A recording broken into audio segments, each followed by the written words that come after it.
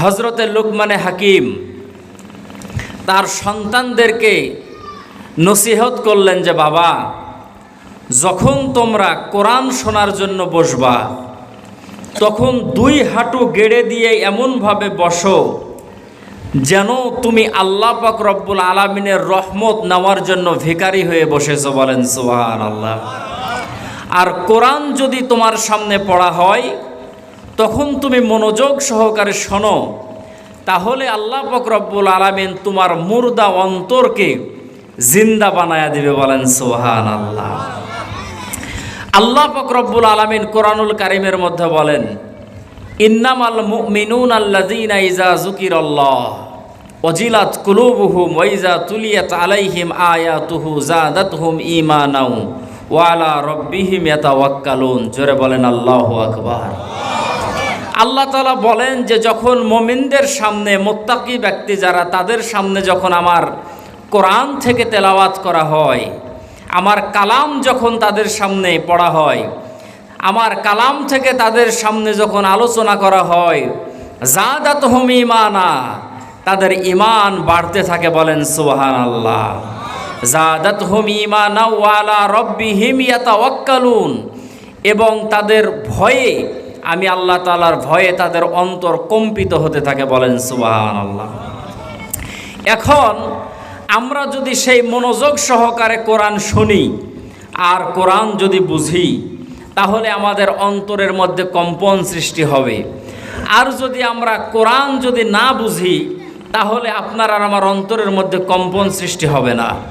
যারা হারামাইন শারাফাইনের মেহমান হয়েছেন, খানায়ে কাবা আল্লাহ পাক রব্বুল আলামিন যাদেরকে তাওয়াফের সুযোগ করে দিয়েছেন, সেখানে ইমাম সাহেবরা যখন আযাবের আয়াতগুলো তেলাওয়াত করে, ইমাম সাহেবরাও কান্দে, এবং যারা আরবি ভাষা বুঝে, কোরআনের তরজমা তাফসির যারা বুঝে, তারাও নামাজের মধ্যে কান্দে। বলেন সুবহানাল্লাহ।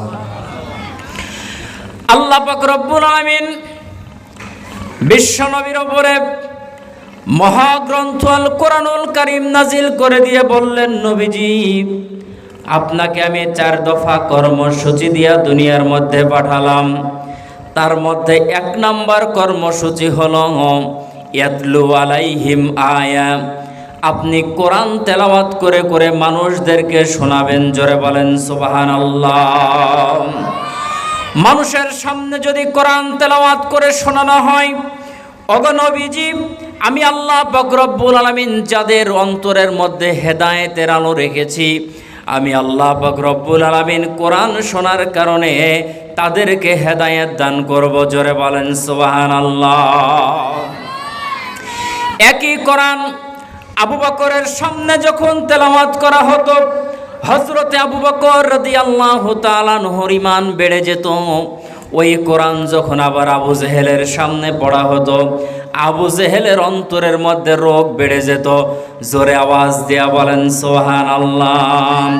কারণ যার কলবের মধ্যে আছে রোগ, ফি কুলুবিহিম মারাদুন ফাজাদাহুমুল্লাহু মারাদাম, যাদের অন্তরের মধ্যে রোগ আছে, তাদের সামনে যখন আল্লাহর কোরআন থেকে তেলাওয়াত করা হবে, তাদের তাকদীরের মধ্যে হেদায়েত হবে না, তারা আরো গোমরা হয়ে যাবে, আল্লাহর কোরআনের বিরুদ্ধে কথা বলবে। জোরে বলেন নাউজুবিল্লাহ।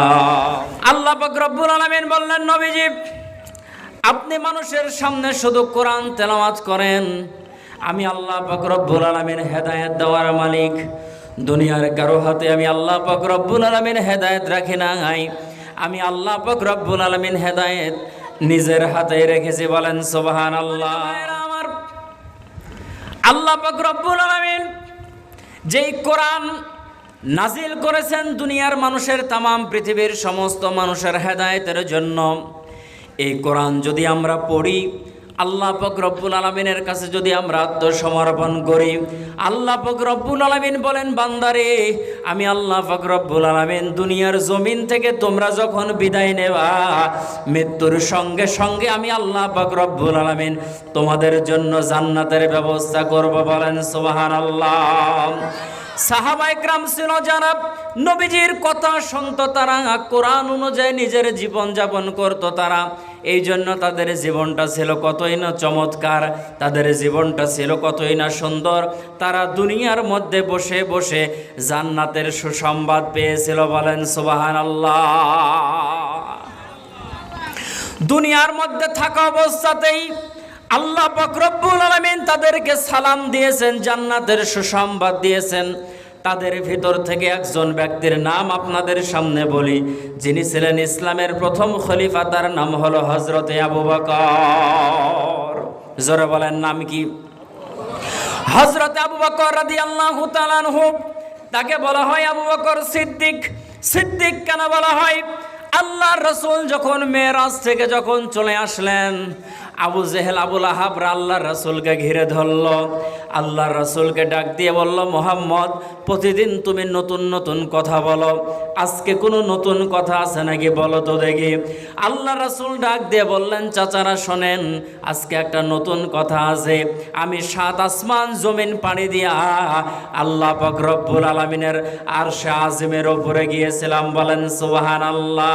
আকে আমদ নৌফলক মেরাজে আকে আমদ নৌফলক মেরাজে আম্বিয়া ও আউলিয়া মোহতাজে ও সদ হাজারা রহমতে জায়া ফরি সদ হাজারা রহমতে জায়া ফরি বরওয়ে বরো আলে পাকে তহেরি। যারা বলেন মারহাবা। আল্লাহ রাসূল ডাক দিয়া বললেন, হ্যাঁ হ্যাঁ, নতুন খবর হলো, আমি আল্লাহ পাক রব্বুল আলামিনের সঙ্গে সাক্ষাৎ করেছি, কথা বলেছি। এই কথা শোনার সঙ্গে সঙ্গে আবু জেহেল আবুল আহাবরা অট্টহাসি দিল। ডাক দিয়ে বলল, এটা কি কথা?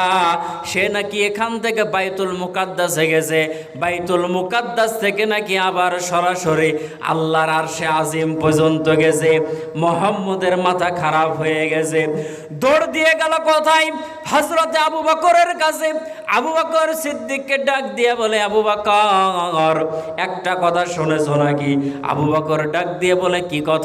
বলে, তোমাদের নবী মুহাম্মদ বলতেছে সে নাকি বাইতুল্লাহ থেকে বাইতুল মুকাদ্দাস থেকে আরশে আজিম পর্যন্ত সফর করেছে। জোরে আওয়াজ দিয়া বলেন সুবহানাল্লাহ। হযরতে আবু বকর ডাক দিয়া বলে, এ কথা কে বলেছে?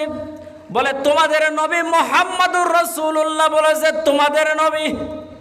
কারণ আবু জেহেল আবুল আহাব উতবা সাইবা ওয়ালিদ ইবনে মুগীরা আল্লাহর রাসূলকে নবী বলে মানে না, আর আবু বকর আল্লাহর রাসূলকে নবী বলে মানে। বলেন সুবহানাল্লাহ। আবু জেহেল চিনে না, নবী বলে মানে না রে আবু জেহেল। আবু জেহেল চিনে না, নবী বলে মানে না। আবু জেহেল চিনে না, নবী বলে মানে না।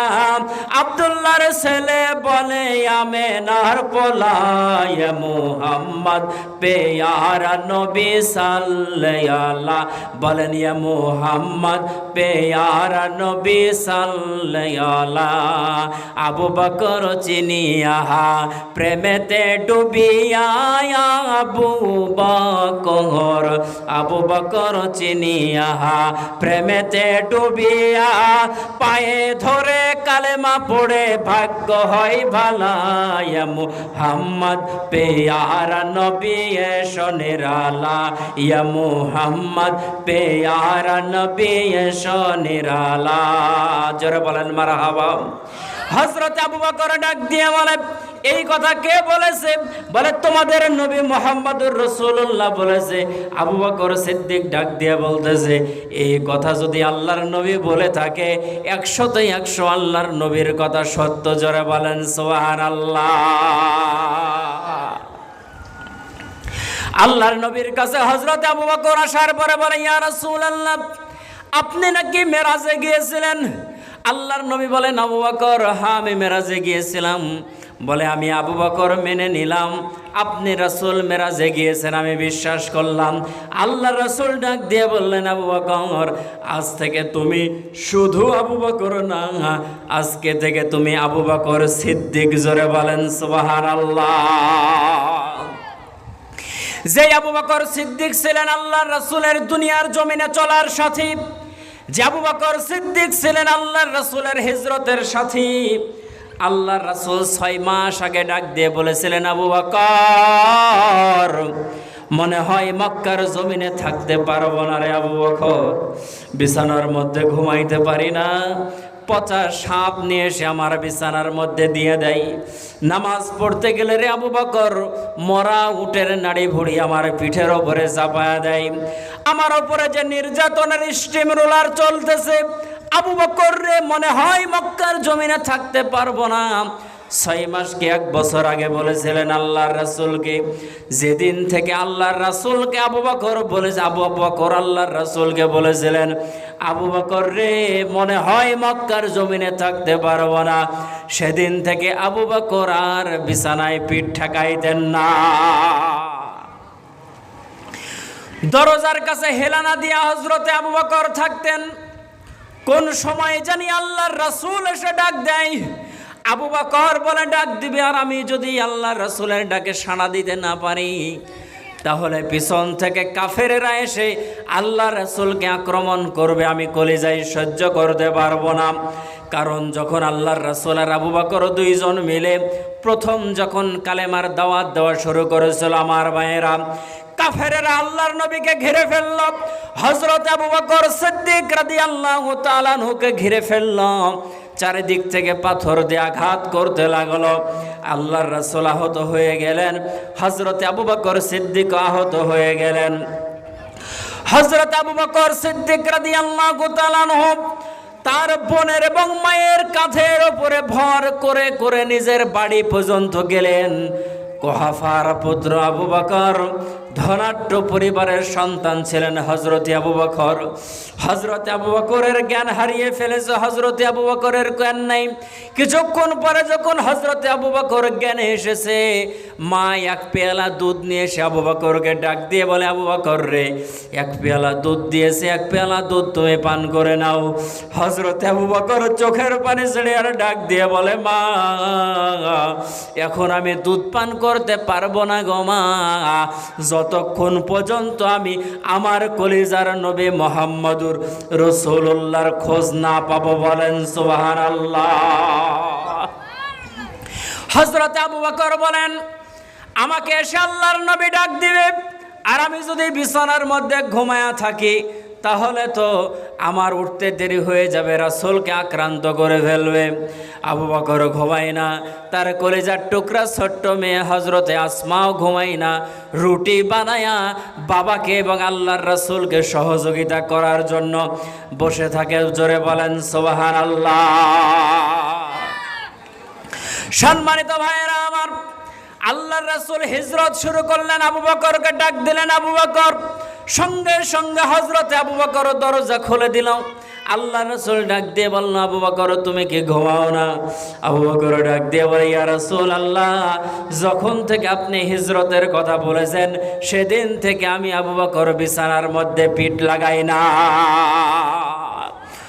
পুরাতন কথা আমরা সকলেই জানি আমার ভাইয়েরা। আল্লাহর রাসূল গারে সাউর, যেটাকে আমরা গারে সুর নামে চিনি, সেই জায়গায় আল্লাহর রাসূল গেলেন, সে জায়গায় অবস্থান করলেন। আমার ভাইয়েরা, হযরতে আবু বকর গর্তের মধ্যে, গুহার মধ্যে প্রবেশ করলেন। সে জায়গায় প্রবেশ করার পরে দেখলেন অনেকগুলো গর্ত দেখা যায়। হযরতে আবু বকর নিজের চাদরগুলো ছিঁড়ে ছিঁড়ে সেই জায়গার গর্তগুলো ভরাট করলেন, পুরা করলেন। একটা গর্তে কাপড় দেওয়ার মতো কাপড় আর হলো না। হযরত আবু বকর নিজের পায়ের গোড়ালি দিয়ে সেই জায়গায় চাপা দিয়ে রাখলেন। কিন্তু সেই গর্তের মধ্যে এক রাওয়ায়াতে এসেছে 100 বছর, আর এক রাওয়ায়াতে এসেছে 500 বছর ধরে একটা সাপ, বিষাক্ত সাপ অপেক্ষা করতেছিল।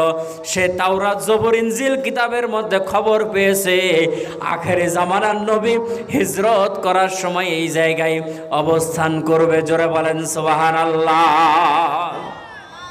সে খবর পেয়েছে, এই জন্য আল্লাহর রাসূলের নুরানি চেহারা দেখার জন্য সে জায়গায় আছে। কিন্তু সব ছিদ্র দিয়া ঢোকার জন্য যখন চেষ্টা করলো, যখন পারল না, হজরতে আবু বকরের পায়ের মধ্যে কামড় লাগা দিল। হজরতে আবু বকর ব্যথায় জর্জরিত হয়ে গেল। কিন্তু আবু বকরের উরুর উপরে আল্লাহর রাসূল মাথা দিয়া ঘুমায় আছে। আবু বকরের বিষের কারণে কলিজা পর্যন্ত ভারী হয়ে যায়, কিন্তু হজরতে আবু বকর আল্লাহর রাসূলের ঘুম ভাঙ্গাতে যায় না। সম্মানিত ভাইয়েরা আমার, বিষাক্ত সাপ হজরতে আবু বকরের পায়ে কামড় দিয়েছে। হজরতে আবু বকর নিজের জীবন দেওয়ার জন্য প্রস্তুত, কিন্তু আল্লাহর রাসূলের ঘুম হজরতে আবু বকর ভাঙ্গাতে যায় না। বিষের কারণে কাতর হয়ে গেছে হজরতে আবু বকর। হজরতে আবু বকর রাদিয়াল্লাহু তাআলা বিষের কারণে হজরত আবু বকরের শরীর থরথর করে কাঁপতেছে। এক পর্যায়ে চোখের পানি আল্লাহর রাসূলের চেহারার উপরে পড়ে গেল। আল্লাহর রাসূলের ঘুম ভেঙে যায়। আল্লাহর রাসূল ঘুম থেকে উঠে ডাক দিয়ে বলে, আবু বকর রে, বাড়ির কথা বুঝি তোমার মনে পড়েছে? আল্লাহর রাসূলকে হজরত আবু বকর ডাক দিয়ে বলে, ইয়া রাসূলুল্লাহ, বাড়ির কথা আমার মনে পড়ে নাই গো নবী, তবে কাফেরেরা বাড়ি পর্যন্ত চলে এসেছে। আমার নবী ডাক দিয়ে বলতেছেন, আবু বকর, বাড়ি পর্যন্ত চলে এসেছে তুমি জানতে পারলে কিভাবে? হযরত আবু বকর বলেন, ইয়া রাসূলুল্লাহ, বাড়িতে আমার ছোট্ট মেয়েটা আসমা আছে। কাফেরেরা আসার পরে খোঁজ করেছে, আসমা রে, তোর বাবা আবু বকর কোথায়? ইসলামের নবী মুহাম্মদুর রাসূলুল্লাহ কোথায়? আমার মেয়ে আসমা বলেছে, বাবার খবরও জানি না, আমার বাবার খবরও জানি না, মোহাম্মদ নবীর খবরও জানি না। আবু জেহেল আমার কলিজার টুকরা সন্তান হজরতে আসমার গালের ওপরে এত জোরে একটা থাপ্পড় মেরেছে গো নবী, আমার সন্তানের কান ফেটে রক্ত বের হয়েছে। বাবা গো বলে একটা চিৎকার দিয়েছে নবী, ওই চিৎকারের আওয়াজ আমি আবু বকরের কান পর্যন্ত চলে এসেছে। আল্লাহ রাসূল ডাক দিয়ে বললেন, আবু বকর রে, মেয়ের মহব্বতে বাড়িতে চলে যাবা নাকি সামনের দিকে আগাবা? আবু বকর ডাক দিয়ে বলে, ইয়া রাসূলুল্লাহ, মেয়ের মহব্বতে কাঁদি না, আমার পায়ে হিংস্র প্রাণীতে কামড় দিয়েছে গো নবীজি। আল্লাহ রাসূল বললেন, আবু বকর রে, কোথায় কামড় দিয়েছে? পা যখন হজরতে আবু বকর সরা, তখন হজরতে আবু বকরের পায়ের পাশ দিয়ে বিষাক্ত সাপ মাথা উঁচু করে নবীজিকে সালাম দেয়। জোরে বলেন সুবহানাল্লাহ। আল্লাহ রাসূল নিজের থুথু মোবারক নিলেন, ক্ষত স্থানে লাগায় দিলেন। হযরতে আবু বকর বলেন, লাগানোর সঙ্গে সঙ্গে আমার পা আগের মতো সুস্থ হয়ে গেল। জোরে বলেন মারহাবা। এটা আল্লাহর রাসূলের মুজিজা। জোরে বলেন মারহাবা। এই সবাই বলেন মারহাবা। আপনাদের ভাবসাব দেখে মনে হয় আমরা থুথু লাগাই দিলে মনে হয় বিষ পানি হয়ে যাবে নাকি? কথা বলেন। এটা আল্লাহর রাসূলের মুজিজা। আল্লাহ রাসূল থুথু মোবারক দিলেন, বিষ পানি হয়ে গেল। আমার ভাইরা, এই জায়গায় আপনাদের সামনে আরো একটা কথা বলি। আল্লাহর রাসূল যখন বদরের ময়দানে যখন যুদ্ধ করার জন্য যান, ইসলামের প্রথম যুদ্ধ বদরের যুদ্ধ। বদরের যুদ্ধে যখন আল্লাহর রাসূল যান, বদরের প্রান্তে আল্লাহর রাসূল যাওয়ার সময় আল্লাহ পাক রব্বুল আলামিনের কাছে বারবার দুই হাত তুলে দোয়া করেছেন, আল্লাহ আপনি আপনার সাহায্য পাঠান। আল্লাহ পাক রব্বুল আলামিন আসমান থেকে ফেরেশতা নাজিল করেছেন। বলেন সুবহানাল্লাহ। যেই পাহাড়ের উপরে ফেরেশতা নাজিল করেছিলেন, সেই পাহাড়ের নাম হলো জাবালে মালাইকা। জোরে বলেন, নাম কি? জাবালে মালাইকা, বালুর পাহাড়। এই বালু এমন বালু তো উড়ে নষ্ট হয়ে যাওয়ার কথা, কিন্তু ওই বালু, ওই পাহাড়ের বালু উড়ে নষ্ট হয় না। বলেন সুবহানাল্লাহ। জাবালে মালাইকাতে সেই জায়গার মধ্যে আল্লাহ পাক রব্বুল আলামিন আযাবের ফেরেশতাগুলো পাঠিয়েছিলেন। আল্লাহ রাসূল বদরে যাওয়ার আগে এক জায়গায় অবস্থান করেছিলেন। সেই জায়গায় আল্লাহ রাসূল বললেন, সাহাবীরা দেখো কোনো পানির ব্যবস্থা আছে কিনা? সাহাবীরা বললেন, ইয়া রাসূলুল্লাহ, কোনো পানির ব্যবস্থা নাই এখানে। আল্লাহ রাসূল বললেন, দেখো দেখি জঙ্গলের মধ্যে খোঁজ নাও, কোনো কূপ আছে নাকি। সাহাবীরা খোঁজাখুঁজির পরে একটা কূপের সন্ধান পেলেন। আল্লাহ রাসূলের কাছে আসার পরে বললেন, ইয়া রাসূলুল্লাহ, এই জায়গায় একটা কূপ আছে, কিন্তু কূপের পানি ময়লা, খাওয়ার উপযোগী না, পান করা যাবে না। আল্লাহ রাসূল সেই জায়গায় গেলেন, নিজের মুখ থেকে থুথু মোবারক সেই কূপের মধ্যে ফেলে দিলেন।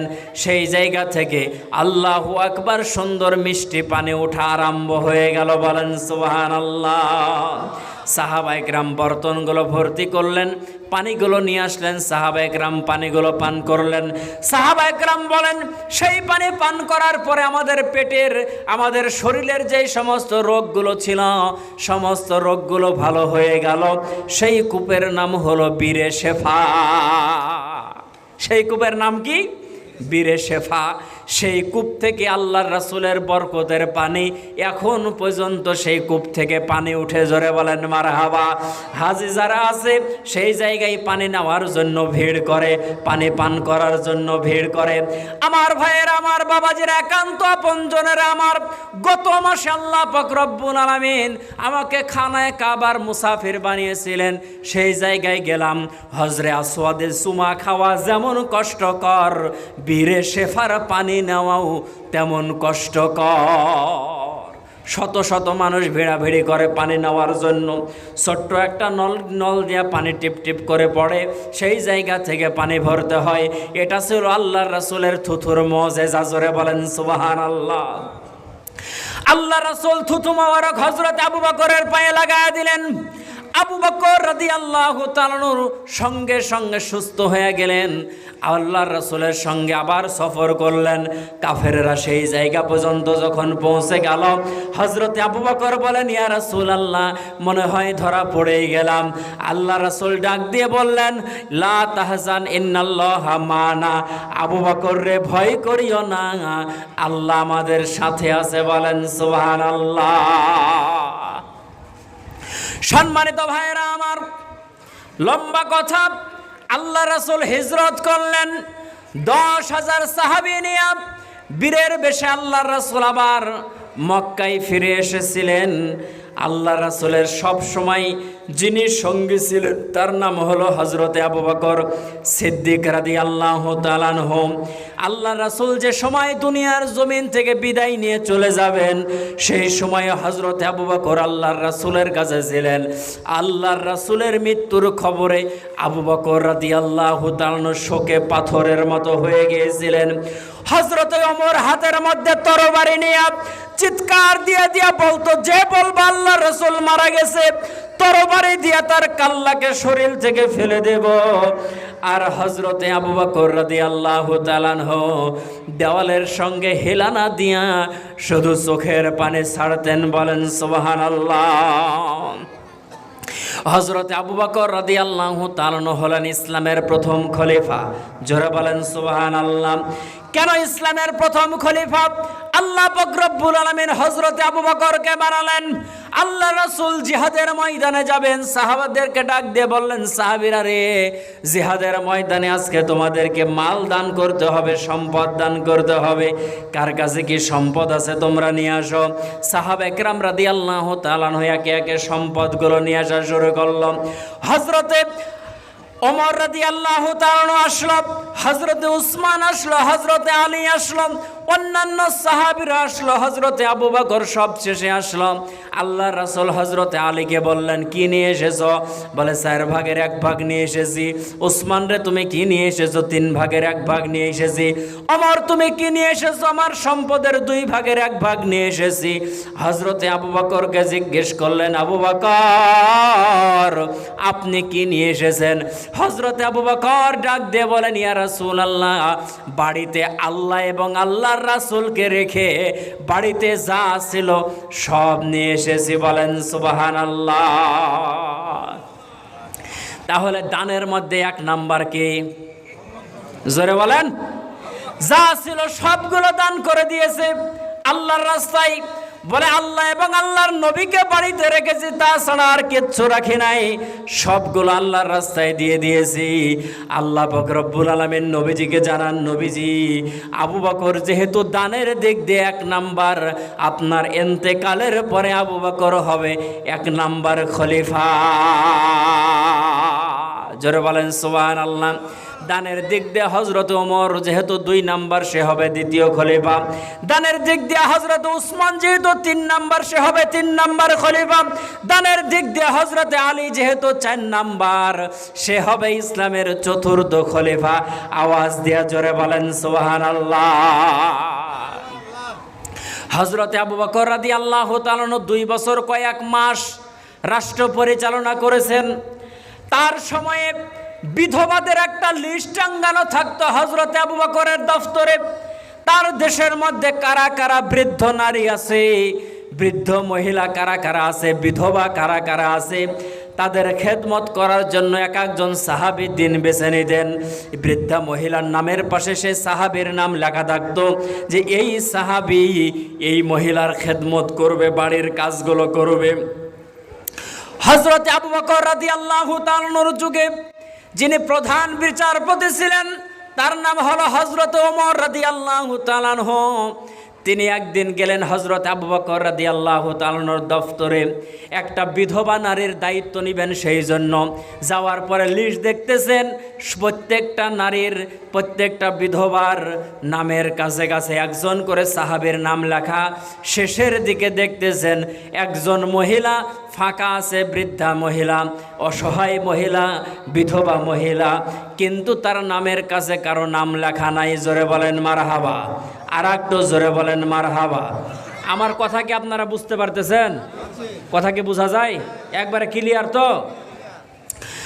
হযরত ওমর চিন্তা করলেন, যেহেতু তার নামের সাথে অন্য কোনো সাহাবীর নাম লেখা নাই, তাহলে আমার সুবর্ণ সুযোগ, এই নারীর আমি খেদমত করব, তার বাড়ির কাজগুলো করব।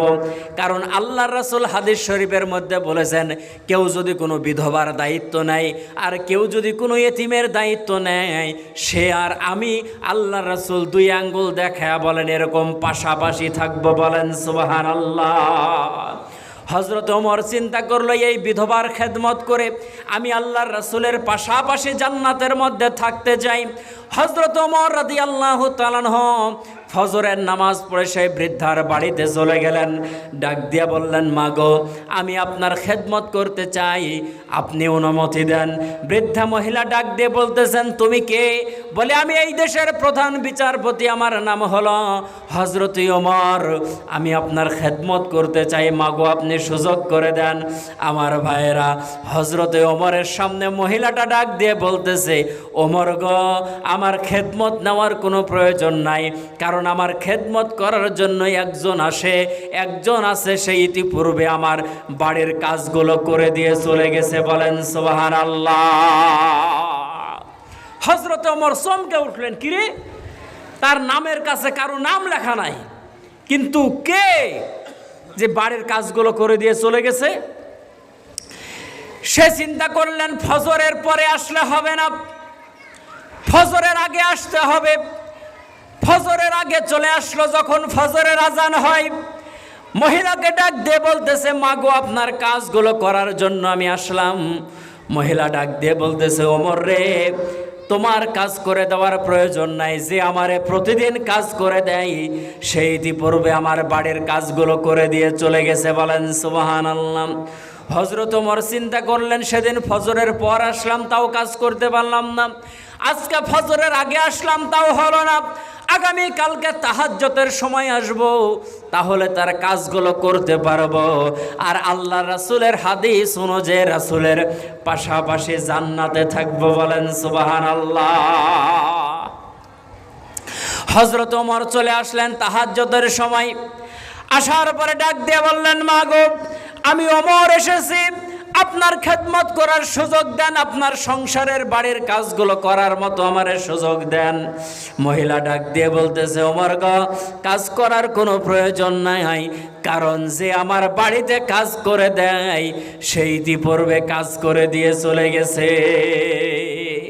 হযরত ওমর বলেন, এত রাত্রে আসলাম তারপরেও কাজ করতে পারলাম না, আগামীকালকে আমি কাজ করব না, কিন্তু সারা রাত এখানে অবস্থান করব, দেখি তো কে তার কাজগুলো করে যায়। হযরত ওমর রাদিয়াল্লাহু তাআলা এশার নামাজ পড়ে হালকা খাওয়া দাওয়া করার পরে সেই বৃদ্ধা মহিলার বাড়ির কাছে ছোট্ট একটা বাগান আছে, সেই বাগানের মধ্যে হযরতে ওমর রাদিয়াল্লাহু তাআলা বসে থাকলেন। দেখে গভীর রাত্রে একজন ব্যক্তি ছোট ছোট কদমে সেই মহিলার বাড়ির দিকে আসে। জোরে বলেন সুবহানাল্লাহ। বাড়ির কাজগুলো কমপ্লিট করে দিলেন। পানির জন্য, ওযু করার জন্য কলসের মধ্যে কূপ থেকে পানি তুলে তার বাড়ি পর্যন্ত পৌঁছায়া দিলেন। কাজ যখন কমপ্লিট করে যখন লোকটা চলে যায়, পিছন দিক থেকে হযরত ওমর গিয়ে সেই ব্যক্তিকে পিছন থেকে আঞ্জা দিয়ে ধরছে। বলেন সুবহানাল্লাহ। একেবারে চাপ দিয়া ধরছে, ডাক দিয়া বলতেছে, আপনি কে? হযরত ওমর রাদিয়াল্লাহু তাআলার কথা শোনার পরে মুখটা যিনি খুলে দিলেন, হযরত ওমর বলেন, মুখটা খুলে দেওয়ার পরে আমি আশ্চর্য হয়ে গেলাম। তিনি হলেন মুসলমানদের প্রথম খলিফা হযরতে আবু বকর। হযরতে ওমর বলেন, চমকে উঠলাম হযরতে আবু বকরকে দেখে। ডাক দিয়ে বললাম, আবু বকর, আপনি এই কাজ করার জন্য আসেন, সারাটা দিন আপনি রাষ্ট্রের কাজ করার জন্য ব্যস্ত থাকেন। আবু বকর গো, এই সমস্ত ছোট ছোট কাজগুলো কি একটু আমাদেরকে করতে দিবেন না? আবু বকর বলেন, এ ওমর, তুমি কি শোনো নাই আল্লাহর রাসূল বলেছেন যে বিধবা নারীর দায়িত্ব নেবে, বিধবা নারীর খেদমত করবে, যারা ইয়েতিমের খেদমত করবে তারা আল্লাহর রাসূলের সঙ্গে জান্নাতের মধ্যে থাকবে। আমি আবু বকরের কি মন চাই না রাসূলের সঙ্গে জান্নাতে থাকবো? জোরে বলেন সুবহানাল্লাহ। কথোপকথন চলতেছে আমার ভাইয়েরা। হঠাৎ করে হযরত ওমর দেখেন হযরতে আবু বকর রাদিয়াল্লাহু তাআলা একেবারে খালি পায়ে আছে, পায়ের মধ্যে জুতা নাই, স্যান্ডেল নাই। হযরতে ওমর রাদিয়াল্লাহু তাআলা আবু বকরকে ডাক দিয়ে বলেন, আবু বকর, আপনার কি এক জোড়া জুতা কেনার মতো কি টাকা নাই? আবু বকর ডাক দিয়ে বলেন, হ্যাঁ টাকা আছে, রীতিমতো জুতাও আমার বাড়িতে আছে, কিন্তু আপনি রাত্রের বেলা চলে আসলেন এই পাহাড়িয়া রাস্তার মধ্যে, পায়ের মধ্যে আপনি জুতা না দিয়ে কিসের জন্য চলে আসলেন? হযরত ওমর রাদিয়াল্লাহু তাআলার সামনে হযরত আবু বকর ডাক দিয়ে বলেন, ভাই ওমর, কিসের জন্য? আমি রাতের বেলা পায়ের মধ্যে জুতা দেই না, নিরিবিলি রাত, হাঁটলে বড় শব্দ হয়। আমি আবু বকর যদি পায়ের মধ্যে যদি স্যান্ডেল দেওয়া যদি হাঁটতে থাকি আর শব্দের কারণে আমার দেশের কোনো মানুষের যদি ঘুমের যদি কষ্ট যদি হয়ে যায়, ঘুমের যদি কোনো ডিস্টার্ব হয়, হাসরের ময়দানে যদি সে আল্লাহ পাক রব্বুল আলামিনের কাছে মামলা দায়ের করে, ডাক দিয়ে বলে, আল্লাহ, আবু বকরের হাতে ক্ষমতা ছিল, সেই জন্য সে রাতের বেলা জোরে জোরে হাঁটতো, তার হাঁটার কারণে আমার ঘুম নষ্ট হয়েছে, আল্লাহর সামনে আমি কিভাবে দাঁড়াবো?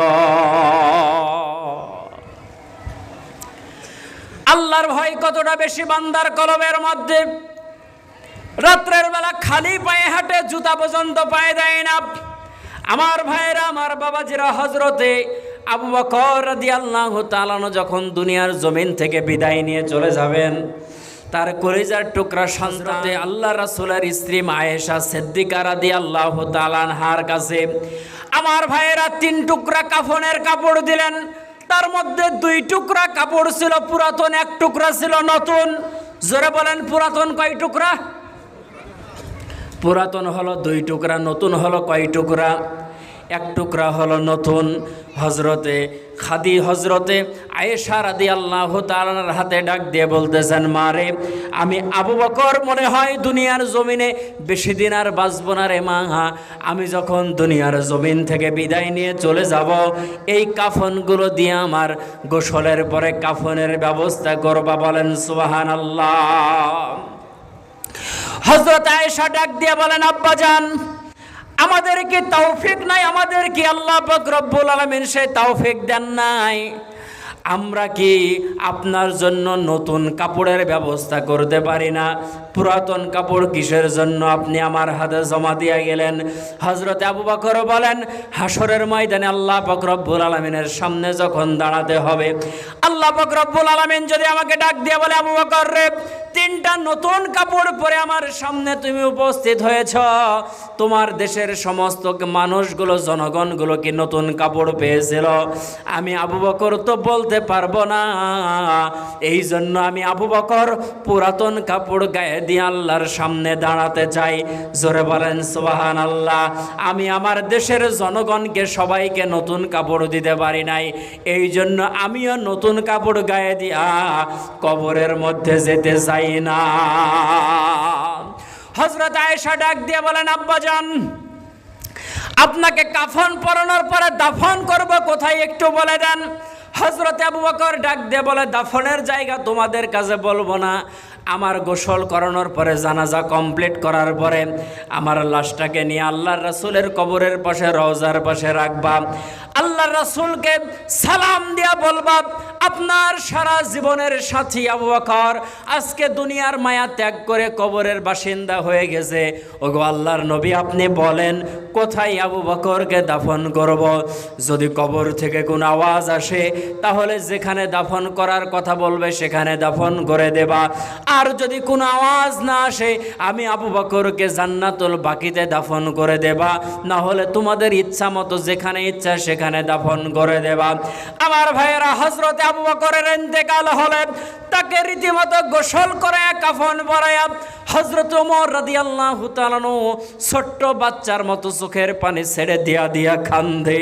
হযরত আবু বকর রাদিয়াল্লাহু তাআলাকে কাফন পরানোর পরে, জানাজা কমপ্লিট করানোর পরে, আল্লাহর রাসূলের রওজার পাশে রাখার পরে ডাক দিল, সালাম দিল, আসসালাতু আসসালামু আলাইকা ইয়া রাসূলুল্লাহ, আসসালাতু আসসালামু আলাইকা ইয়া হাবিবাল্লাহ, আসসালাতু আসসালামু আলাইকা ইয়া শাফিয়াল মুসলিমিন, আসসালাতু আসসালামু আলাইকা ইয়া রাহমাতাল লিল আলামিন। ওগো আল্লাহর নবী, আপনার সাথী আবু বকর মারা গেছে, আবু বকরকে কোথায় দাফন করব আপনি একটু বলে দেন। এই কথা বলার সঙ্গে সঙ্গে কবর যেন মনে হয় যেন ভূমিকম্প শুরু হয়েছে। থরথর করে আল্লাহর রাসূলের রওজা কেঁপে উঠল। ডাক দিয়ে বলল, ওমর রে, বন্ধুর পাশে বন্ধু শুয়ে যাবে, এখানে কোনো অনুমতি নেওয়ার প্রয়োজন নাই। জোরে বলেন সুবহানাল্লাহ। আল্লাহর রাসূল ডাক দিয়ে বলেন, রে আলী, এরে ওসমান, এরে ওমর, আমার বন্ধু আবু বকরকে দে আমার পাশে শোয়া দে। জোরে বলেন সুবহানাল্লাহ। আমার ভাইয়েরা, এখনো যায়া দেখবেন মদিনায় আল্লাহ রাসূল ঘুমায় আছে, তার পাশে আবু বকর, তার পাশে হযরতে ওমর, জান্নাতুল বাকির মধ্যে হযরতে উসমান ঘুমায়। জোরে আওয়াজ দিয়া বলেন সুবহানাল্লাহ। আমার ভাইয়েরা, আমার বাবাজিরা, বলেন তো দেখি, একটা মানুষের জীবন এতটা সুন্দর হয়েছে, হাসরের ময়দানে আল্লাহ পাক রব্বুল আলামিন উম্মতের মধ্যে সর্বপ্রথম যার আমলনামা খুলবেন তার নাম হলো হযরতে আবু বকর। হযরতে আবু বকরের আমলনামা খোলার পরে ফেরেশতারা হয়রান হয়ে যাবেন, পেরেশান হয়ে যাবেন। হযরতে আবু বকরের আমলনামা খোলার পরে ফেরেশতারা আল্লাহ পাক রব্বুল আলামিনের কাছে ডাক দিয়া বলতে থাকবে, আল্লাহ, এটা মানুষের আমলনামা নাকি ফেরেশতার আমলনামা? রব্বুল আলামিন, এটা কি মানুষের আমলনামা নাকি? আবু বকরের আমলনামা খোলার পরে দেখা যাবে হযরতে আবু বকরের আমলনামার মধ্যে একটাও গুনাহ নাই। জোরে বলেন সুবহানাল্লাহ। একটা মানুষ নিজের জীবনে কোরআনকে কতটা ফিট করলে, আমার ভাইয়েরা নিজেকে কতটা পরিশুদ্ধ আর পরিপূর্ণ করলে নিজের জীবনটাকে এত সুন্দর করতে পারে। আমার ভাইয়েরা, বলেন তো দেখি, সাহাবীদের মতো জীবন গঠন করা আমাদের দরকার। জোরে বলেন, আছে না নাই? আর একটু জোরে বলেন, আছে না নাই? কিন্তু আজকে আমাদের আল্লাহর রাসূলের দেখানো পরামর্শ আমাদের ভালো লাগে না। আজকে কোরআন ভালো লাগে না, আজকে হাদিস ভালো লাগে না, আজকে রাসূলের কথাগুলো আমাদের ভালো লাগে না। এজন্যই আমাদের সংসার থেকে শুরু করে একেবারে সারা দেশে অশান্তির আগুন দাউ দাউ করে জ্বলতেছে। কথা বলেন আওয়াজ দেয়া জোরে, ঠিক না ব্যাঠিক? আওয়াজ দেয়া জোরে বলেন, ঠিক না ব্যাঠিক? আল্লাহ রাসূলের আদর্শ আমরা মানতে চাই না। এক লোকের চোখের সমস্যা, জোরে বলেন কিসের সমস্যা? আমার উপর কি আপনারা বেজার রাগ করতেছেন? এক লোকের কিসের সমস্যা? চোখের সমস্যা। ডাক্তারের কাছে গেছে, ডাক্তার প্রেসক্রিপশনে লিখে দিয়েছে আপনার চোখের সমস্যা, 30 পাওয়ারের চশমা ব্যবহার করবেন। জোরে বলেন কত পাওয়ার? 30 পাওয়ারের চশমা ব্যবহার করবেন। এখনও চশমার দোকানে যাওয়ার পরে বলতেছে, ভাই 30 পাওয়ারের চশমা আছে? তো বলতেছে যে আছে। দাম ক টাকা? বলে 200 টাকা। বলে 30 পাওয়ারের চশমার দাম যদি 200 টাকা হয়, তাহলে 60 পাওয়ারের চশমার দাম কত? তো দোকানদার বলতেছে 200 টাকা। তো বলতেছে 120 পাওয়ারের চশমার দাম কত? তো দোকানদার বলতেছে ওইটার দামও 200 টাকা। এখনও চালাক বাঙালি, ও এখন বলতেছে যে 30 পাওয়ারের দামও যদি 200 হয়, 120 পাওয়ারের দামও যদি 200 হয়, তাহলে 30 পাওয়ারের নিব কেন? 120 পাওয়ারেরটাই দাও।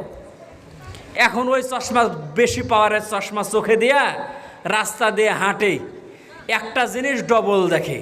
কথা কি বুঝেছেন? এখন রাস্তার ধারে পুঁটি মাছ বিক্রি করে, ও বোয়াল মাছ দেখে। রাস্তার ধার থেকে পুঁটি মাছ কিনে বাড়িতে নিয়ে আসছে। নিয়ে আসার পরে বিবিকে বলতেছে রান্না করো। বিবি রান্না করেছে, খাইতে বসছে, চশমা খুলে।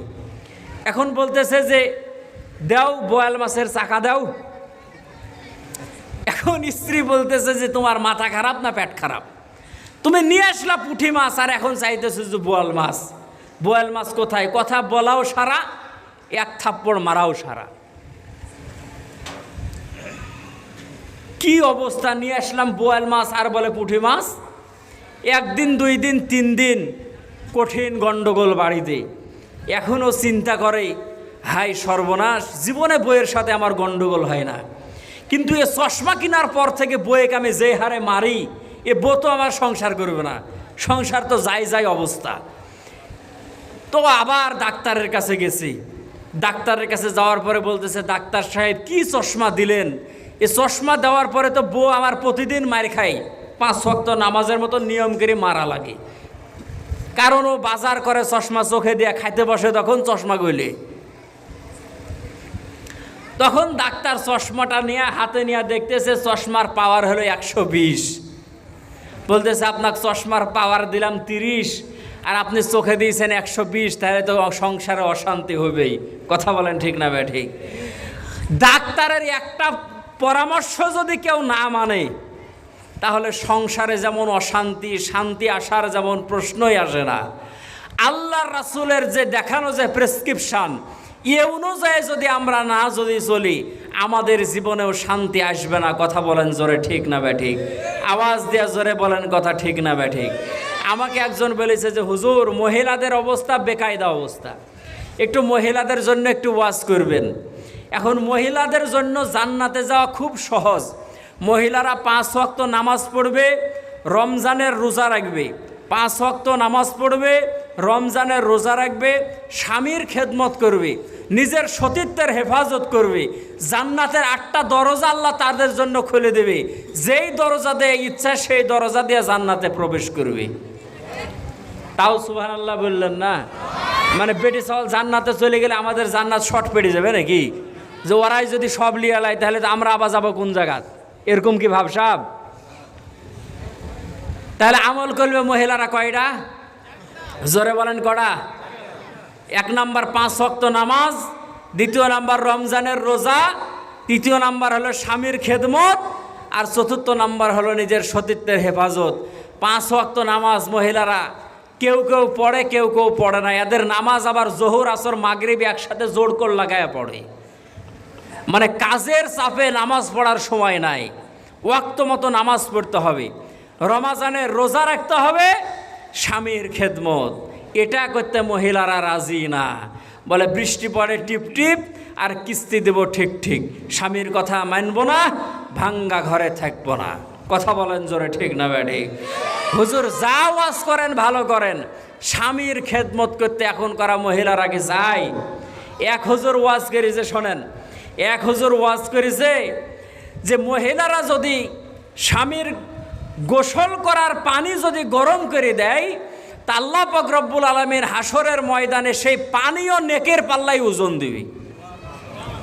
কত বড় ফজিলতের কথা! হ্যাঁ, এখন এক লোক বাড়ি ঢোকার পরে বলতেছে, মানুষেরও বউ আছে রে, আমারও বউ আছে, গরম চাই জুটে নাতে গরম পানি। কথা বুঝেন নাই? যে গরম চাই জুটে নাতে গরম পানি। তো এই কথা বউ শুনেছে। বড় ধানুসানা হাঁড়ির বড় এক হাঁড়ি পানি গরম করেছে যে গোসল করো। এখন গোসল করার আগে সাধারণ মানুষ পেশাব পায়খানা যায়, এখন ওই পানি থেকে এক বদনা পানি নিয়ে প্রসাব করতে গেছি। প্রসাব করার পরে তো পানি কট্টুক গরম একটু তাক করে নিতে হয় না, জাগা মতন দিয়েছে, বেড়ার বাথরুম ভাঙ্গি সামনে লাভ। আর হুজুরে গালাই যে কোন হুজুর ওয়াজ করেছিল রে যে স্বামী গরম পানি করে দিতে হবে। আর এরকম যদি আবার বেড় যদি বাঁধে তাহলে কিন্তু আবার সমস্যা, শেষে হুজুর খাবে গাল। এই জন্য মা বোনেরা স্বামীর খেদমত করবেন।